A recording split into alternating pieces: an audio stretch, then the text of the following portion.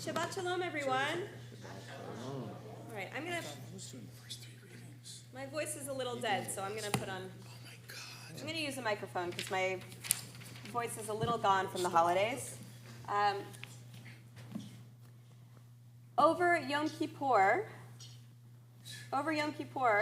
just a couple days ago now, we spoke about how to decide where to give our time and our money. And I organized a whole teaching around this. But last night I found out that we can take the entire time of a Devar Torah just doing the teaching ourselves without a text. So before I turn to a text, I may teach some text later depending on what the timing is in our service. But first, I'm curious to hear from you. In our service a couple of days ago, I talked about kind of priorities of giving as starting from home. And while I didn't say this in my teaching, starting local has to start with taking care of ourselves, right? It's the putting on the oxygen mask first so that we can put on the oxygen mask of the person next to us. But in our teaching, we kind of learned about how Isaiah gives us tips about where to start helping in a way that reminds us that we start local, we start with our family, the people around us, with our local community. And also local can mean local as in our hearts, right? The things, the issues that matter to us because of our personal life experience and the people we know and the people we love. And so I'm curious to hear from you this morning. What are some of the reasons that you give to the organizations and to the people that you give to? How do you decide where to give first? And it's a question. You're welcome to answer. Roz. When my husband's family immigrated to the United States, Highest brought them over.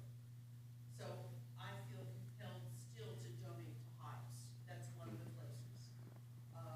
My daughter's family, they all received cochlear implants. I donate to the Dallas Hearing Foundation. These are things that have touched my life peripherally. So you donate to organizations that have touched your life. But still do well, still do good. Right, and still do good today. A lot because of you.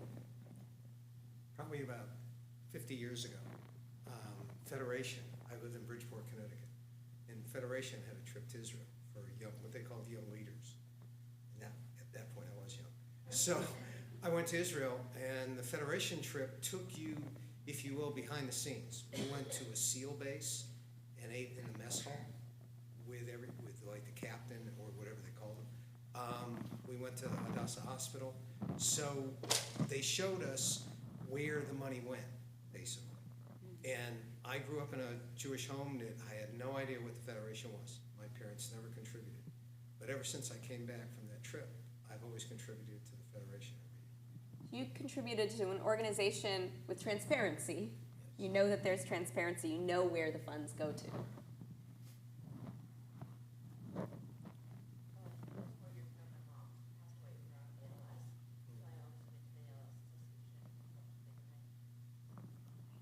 So you donate again to an organization that you know is going to help people with something that you've faced and that you and your family have faced in the past.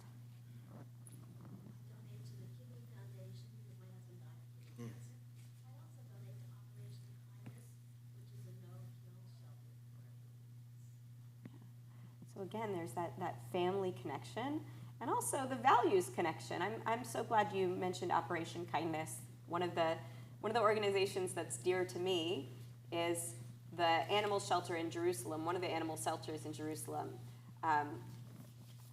It's the Tza'ar Balei Chayim, basically the SPCA of Jerusalem, and when I first lived in Jerusalem, the 3 years that I lived in Jerusalem, I spent a lot of time volunteering there. And so, right, again, I know where the money is going to. It's a lot of who shaped how I speak Hebrew, right, because that's where I practiced. but it's also an issue that's close to my heart. Not everybody has that kind of love for animals, and so I know, because each of us has our own specific values, I know that that's where, when I put my funds there, it's making a specific difference with a value that I care about personally. I think we all do something that's personal to us, and since I have breast cancer, I donate to the research center for breast cancer. I don't give to the, organizations around us. And then Mom passed away with Alzheimer's, so I'm very touched by Alzheimer's research foundation. The other one is this one shelters for the animals. Instead of donating money, I bring, extra dog food or whatever they need. And I feel really good about doing it because you can play with the animals. Yeah. So part of you added something too with the animal shelter of donating somewhere, or donating in a way that makes you feel good. I know that a lot of people here don't just donate money, but donate their time.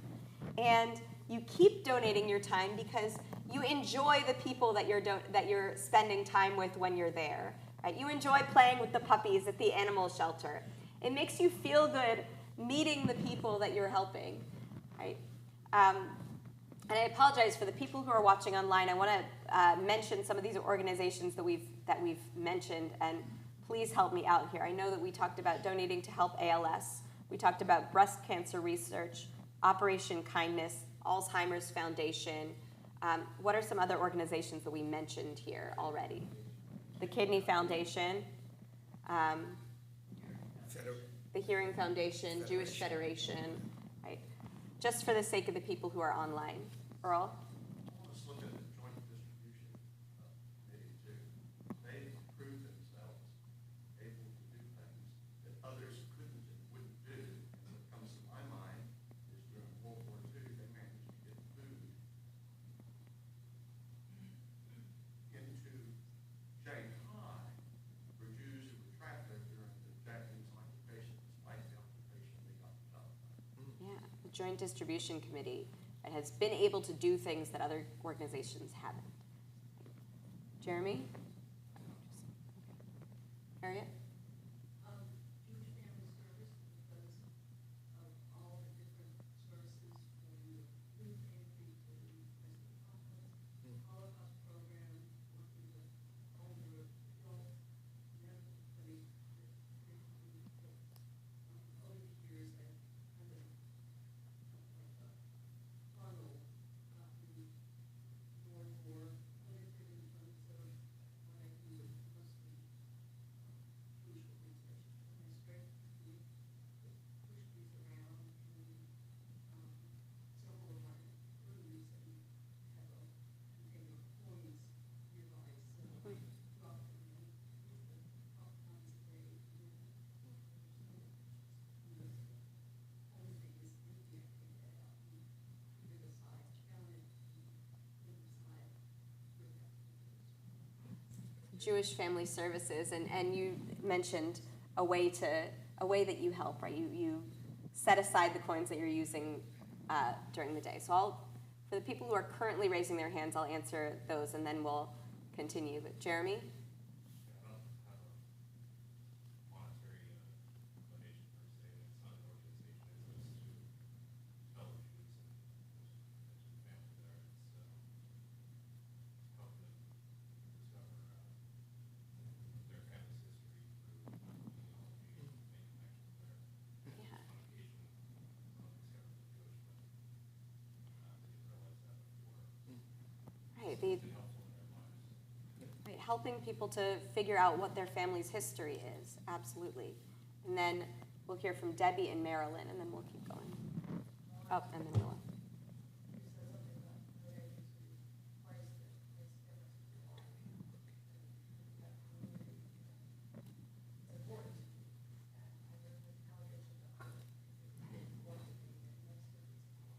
Thank you for that. Donating to Congregation Beth Torah because it's important to her and it makes a difference in her life. I appreciate that plug. Marilyn? Actually, I was going to say the same thing. Years ago, when my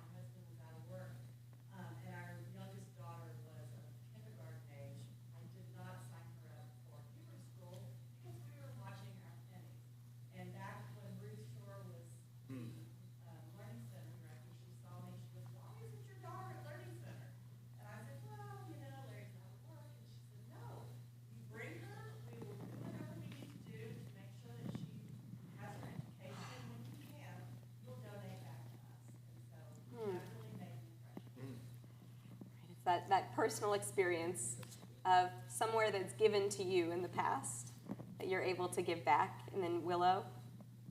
Oh, okay. She volunteers at the Legacy Oh, Yeah. and helps when Shabbat service is there, Hanukkah, and all kinds of other celebrations. Volunteers at the Legacy with school, right? This is, for some of us, and if I get a chance to teach this text later, I'll come back to this, but for some of us, right, we're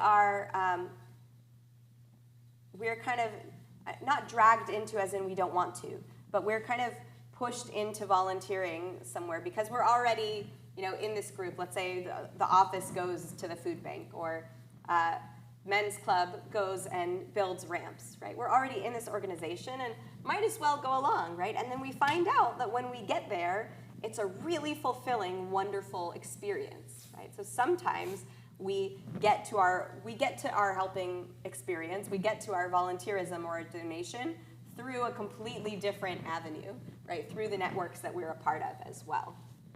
Amazing. And Jeremy, you had one more thing to say?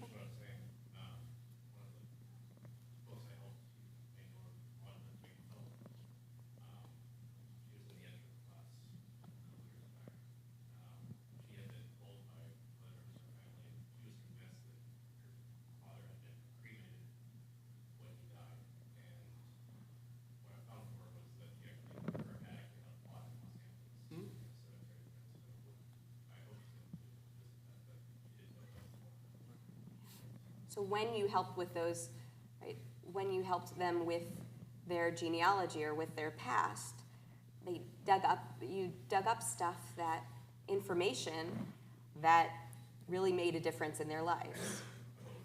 And hopefully that inspires you to do it again and again.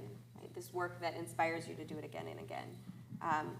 And because I'm assuming at this time that I probably won't have the time to give a Devar later, I'll kind of give you a preview of what I was going to teach, and I'm happy to show you this teaching a little bit later. But it's a commentary from the Malbim, who's a 19th century Eastern European commentator by the Malbim. And he kind of gives, we talked about over Yom Kippur that idea of starting local and then kind of moving outward. A different framework is given by the Malbim, and he gives a different framework of starting out with the first thing that we do is not being cruel, right? That giving to the hungry and bread, clothing, shelter, that's all just not being cruel. So starting from a place of just every day being kind to the people around you, right? That's step one, right? If we're not going to do anything else, that's step one. But step two is turning to the words of our Torah, right? And that our Torah gives us mitzvot that we can do to help those around us, right? Including the bread, clothing, and shelter, returning lost objects, right? Making sure that somebody's paid on time, doing our business dealings. So not being cruel, doing words of Torah, and then giving your soul. And that, I think, is the kind of thing that you are all referring to, is the third step, the way to really give in a holy way that's going to give back to you in a tangible way in this life here and now, not just in the world to come, not just an eternal reward, but in this life here and now, where we feel the benefits in our community and our personal lives and the way that we see the world, is giving in ways that are going to enhance our soul, that we know has a personal effect, that we know has a personal touch. And so I hope that each of us, when we're thinking of ways to give, think about those things that are going to give us the joy, or that have already given us that joy, or give us that meaning, or that reminder of someone who is here or someone who has passed.